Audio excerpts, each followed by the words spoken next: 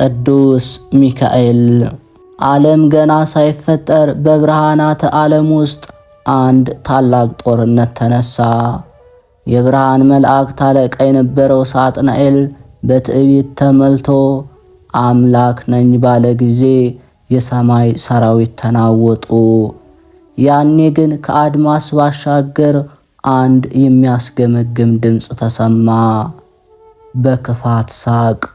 ዙፋኔን ከከዋክብት በላይ አደርጋለሁ፣ ከልዑል ጋር እተካከላለሁ፣ ስገዱልኝ ሲል ሳጥናኤል ሲያጉረመርም መላእክት በማንነቱ ተጠራጠሩ። ፈጣሪያችን ማን ነው የሚል ጥያቄ በሰማይ አደባባይ ሞላ። በዚያ የጭንቅ ሰዓት በትህትና የታጠቀው አንዱ መልአክ ወደ መሃል መጣ። በኃይልና በጽናት ሚካኤል፣ ትርጉሙ እንደ እግዚአብሔር ያለ ማን ነው? ይህ ቃል ብቻውን እንደ መብረቅ ሳጥናኤልን መታው። የሚካኤል ትህትና የሳጥናኤልን ትዕቢት ድባቅ መታው። ብርሃን ጨለማን አባረረው፣ ሰላምም በሰማያት ሰፈነ። ሚካኤል በሰማይ ብቻ ሳይሆን በምድርም የሰው ልጅ አለኝታ ነው። ባህራንን ከጥፋት ውሃ ያወጣ፣ ለታሰሩት የነጻነት በርን የሚከፍት፣ በነበልባል ውስጥ ለሚሄዱት ቅዝቃዜ የሆነ እርሱ ቅዱስ ሚካኤል። አይዞ የሰው ልጅ በፈተና ማዕበል ውስጥ ስትሆን የጸሎት ድምፅ ወደ ሰማይ እንዲደርስ ክንፎችን እዘረጋለሁ። የጽድቅ ሰይፌ አንተን ለመጠበቅ ሁል ጊዜ የተመዘዘ ነው። ጽንፈ ዓለም በዝምታ ተውጣ በነበረችበት በዚያ ቅጽበት በሰማያዊ መንግሥት ታላቅ መናወጥ በሆነበት ጊዜ የብርሃን ልብስ የለበሰው ሳጥናኤል የክህደት መርዙን ረጨ። መላእክት ግራ ተጋቡ። ብርሃን በጥርጣሬ ደመና ተሸነፈ። ያኔ ከብርሃን ሁሉ በላቀ ብርሃን የተሞላ ግርማው የሚያስደነግጥ ግን ደግሞ ፊቱ በየዋህነት የተመላ አንድ መልአክ ተነሳ። ሰይፉንም አልመዘዘም። ይልቁንም አንድ ኃያል ጥያቄን በመላው ሰማይ አስተጋባ።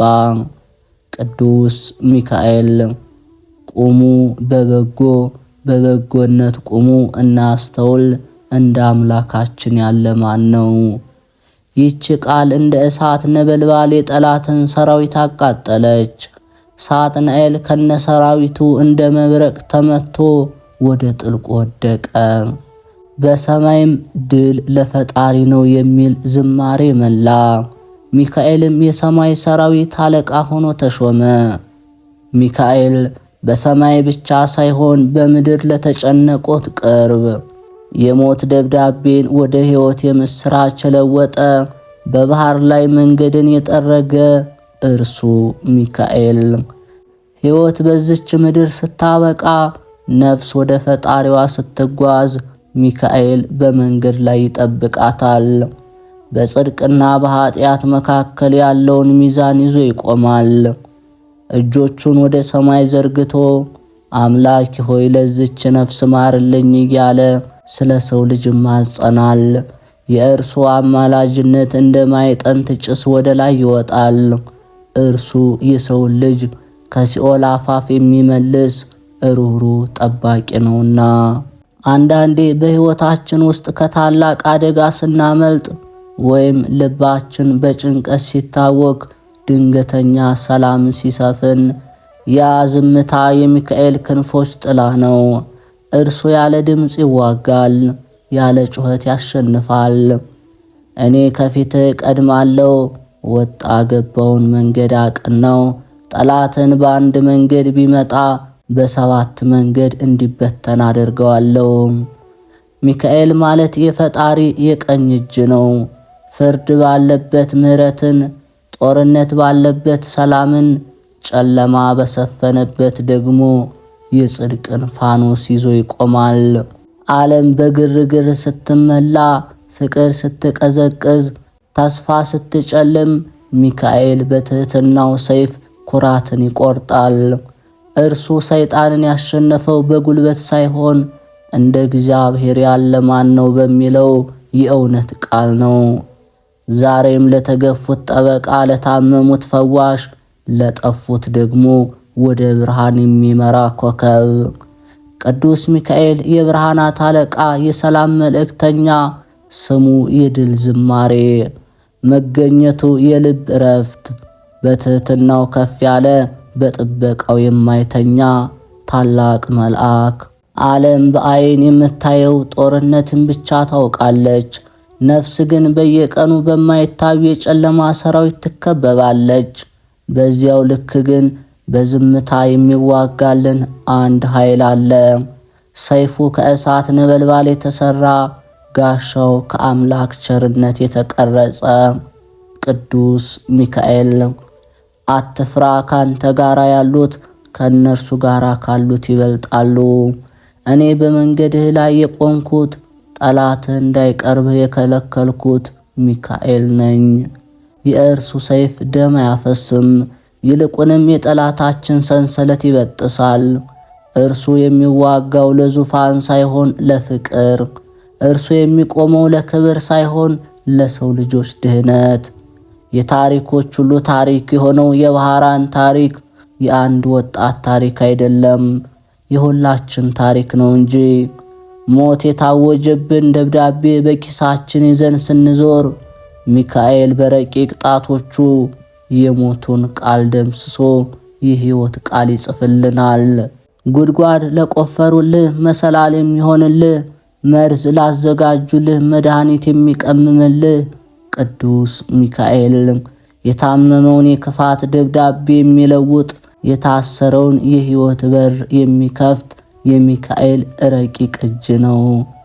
በሌሊት ጨለማ ውስጥ ለሚባክኑ፣ በጭንቀት ማዕበል ለሚናወጡ ሚካኤል እንደ ፋኖስ ከፊት ይቀድማል። እርሱ የሰላም መልእክተኛ ነው፣ ነገር ግን ለክፋት ኃይላት የማይቆም መቅሰፍት። ሚካኤል የብርሃናት አለቃ፣ በምድር ላይ ስሙ ሲጠራ በሰማይ ድል ይታወጃል። እርሱ የድሆች ኩራት፣ የባህራን አባት፣ የኢትዮጵያ ጠባቂዋ፣ የሰው ልጅ ሁሉ ተስፋ። ዓለም በጉልበት ስትመካ፣ ሰማይ ግን በትህትና ተሸነፈች። ሳጥናኤል ሺህ ጦርና ሺህ ጋሻ ይዞ ሲመጣ፣ ሚካኤል ግን አንዲት ቃል ብቻ ወረወረ። እንደ እግዚአብሔር ያለ ማን ነው? ይህች ቃል ብቻዋን ሰማይን ከክህደት አነጻች። ሰይፍ ያልቆረጠውን፣ እሳት ያላቃጠለውን የትዕቢት ግንብ ሚካኤል የምትል ስም አፈረሰችው። ዛሬም ድረስ በጨለማ ለታወኩ ነፍሳት ይህች ስም ብቻዋን መውጫ መንገድ። እስኪ አስቡት፣ በባህር ማዕበል መካከል በሳጥን ውስጥ የታሸገውን ያንን ወጣት የሞት ደብዳቤ በደረቱ ላይ ታትሟል። ዓለም ተፈጸመ ስትል ሚካኤል ግን ገና ነው አለ። እርሱ ፊደላትን የመለወጥ ስልጣን አለው። ሞት የሚለውን ሕይወት፣ ሐዘን የሚለውን ደስታ የማድረግ ምስጢር በእርሱ ዘንድ አለ።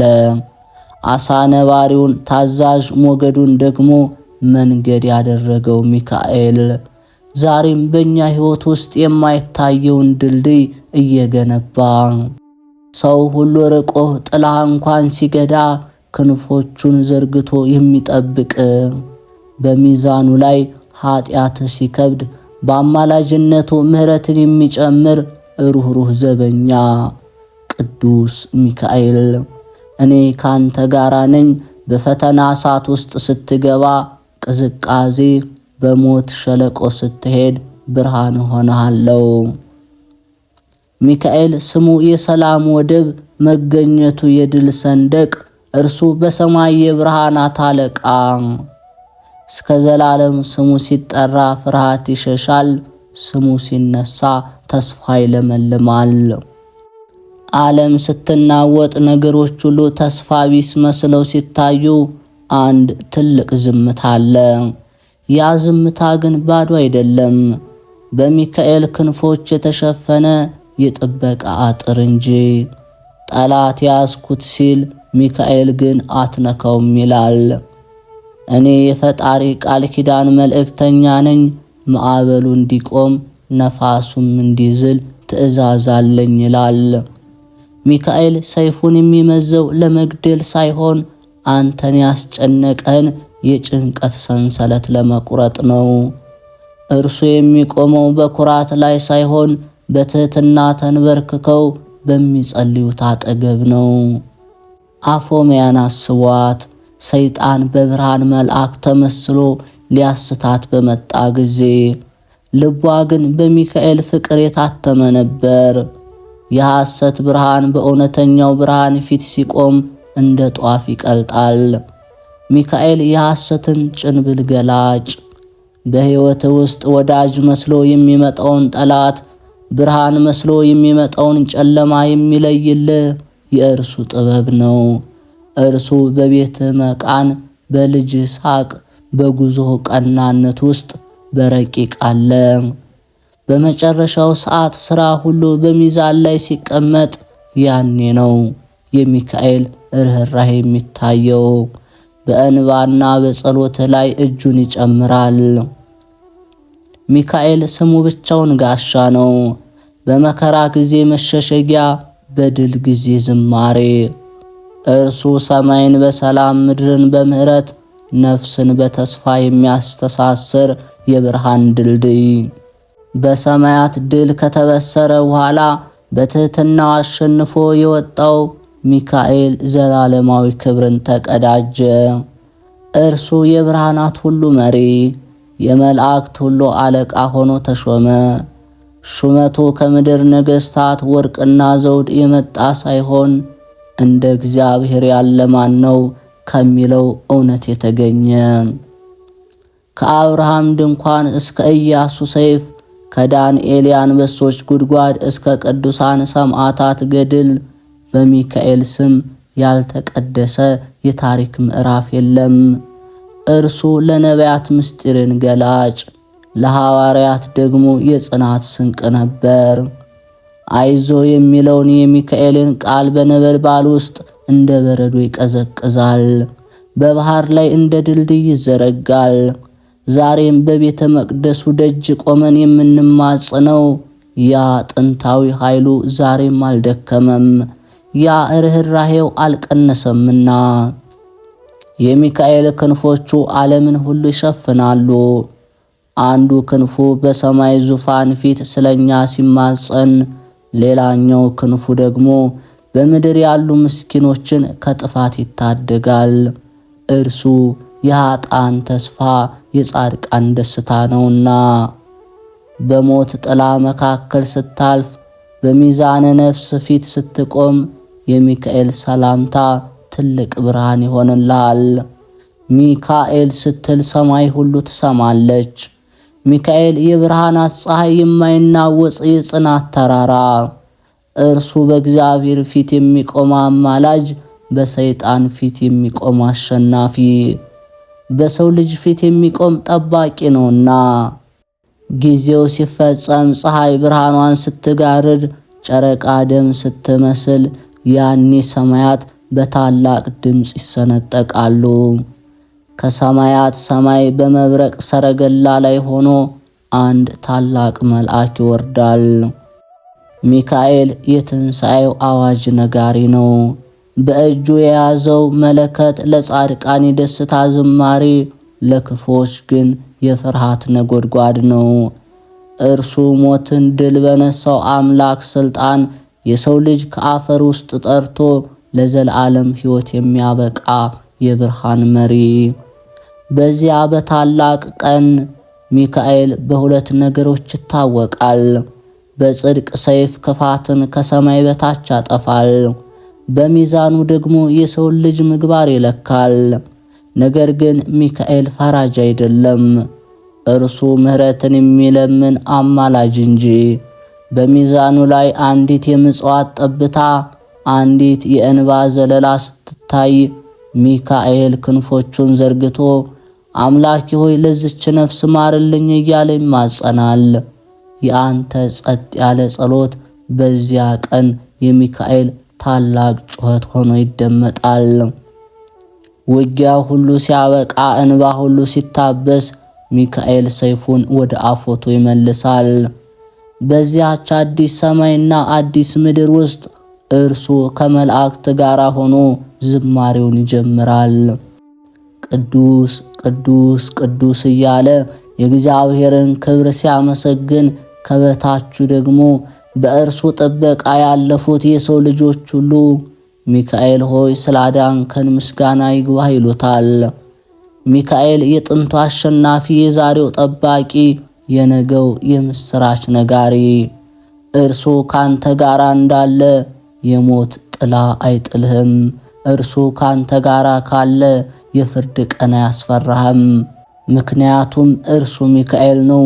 ስሙ እንደ እግዚአብሔር ያለ ማን ነው የሚል የመዳን ማህተም። ዓለም በጩኸትና በትርምስ ስትሞላ፣ አንተ ግን በቤትህ ውስጥ በሰላም ትተኛለህ። ሚካኤል የቤተሰብ ጠባቂ፣ የታመሙትን የሚያስታምም፣ ሕፃናትን በክንፎቹ የሚጋርድ፣ አረጋውያንን የሚያጸና እርሱ በሚካኤል ጥላ ስር ያለ ቤት የሰላም ወደብ ነው።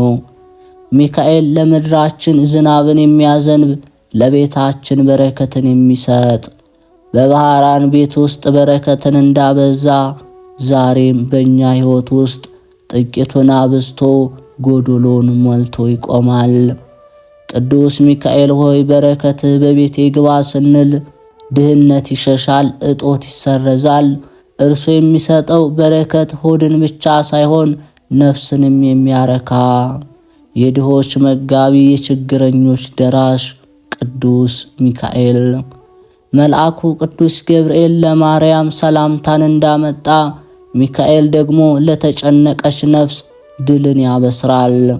በሐዘን ተሰብረ በቤት ጥግ ስትቀመጥ በረቂቅ እጁ ትከሻህን ይነካል።